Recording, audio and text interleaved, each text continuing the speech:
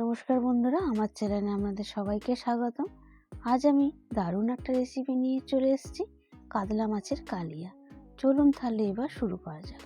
কাতলা মাছের কালিয়া বানানোর জন্য আমি এখানে 7 পিস মাছ নিয়ে নিয়েছি। কাতলা মাছ, একটা বড় টমেটোর আমি কেটে নিয়েছি, একটা বড় পেঁয়াজ আমি কুচি করে নিয়েছি, কিছুটা আমি কাজু বাদাম পেস্ট করে নিয়েছি, আর আমি আদা রসুনের পেস্ট করে নিয়েছি।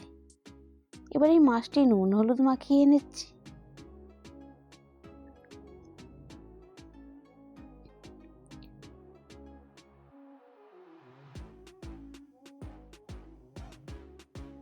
আমাদের মাছটি নুন হলুদ মাখানো হয়ে গেছে। এবার এই মাছটি ভেজে নেব। কড়ার মধ্যে আমি সর্ষের তেল দিয়ে দিয়েছি। এবার আমি এক এক করে মাছগুলো দিয়ে দিচ্ছি কড়ার মধ্যে।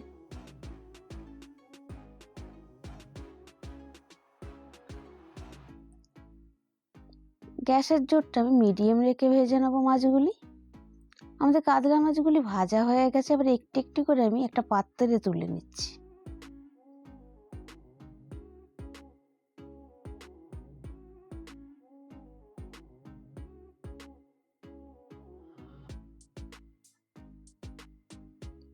এবার এই তেলের মধ্যে আমি শুকনো লঙ্কা তেজপাতা ফোড়ন দিয়ে দিচ্ছি।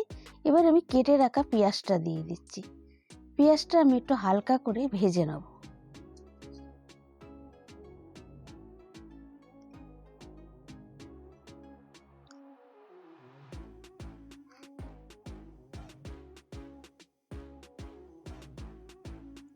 আমাদের পেঁয়াজটি ভাজা হয়ে গেছে। এবার এর মধ্যে আমি কেটে রাখা টমেটোটা দিয়ে দিচ্ছি, আর আমি আদা রসুনের পেস্টটা দিয়ে দিচ্ছি। এবার আমি সব উপকরণগুলোকে ভালোভাবে মিশিয়ে নেব।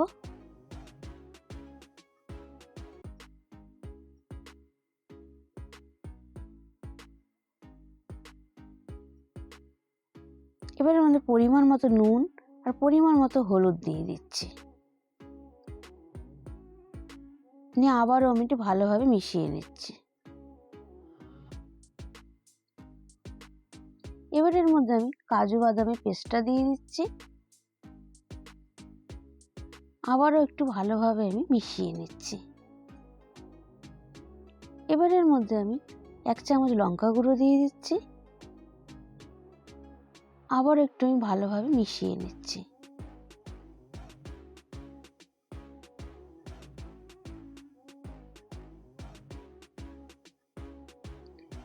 এবার আমি 5 মিনিটের জন্য ঢেকে দিচ্ছি। আমাদের 5 মিনিট হয়ে গেছে। দেখতেই পাচ্ছেন টমেটো আর পেঁয়াজটা সিদ্ধ হয়ে গেছে, মশলাটাও আমাদের ভাজা হয়ে গেছে।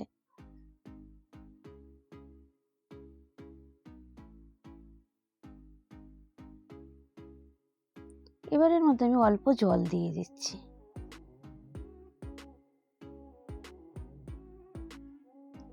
স্বাদের জন্য আমি অল্প চিনি দিয়ে দিচ্ছি, 2টো কাঁচা লঙ্কা দিয়ে দিচ্ছি, আর সামান্য আমি গুঁড়ো গরম মশলা দিয়ে দিচ্ছি। এবার এর মধ্যে ভেজে রাখা মাছগুলি দিয়ে দেবো।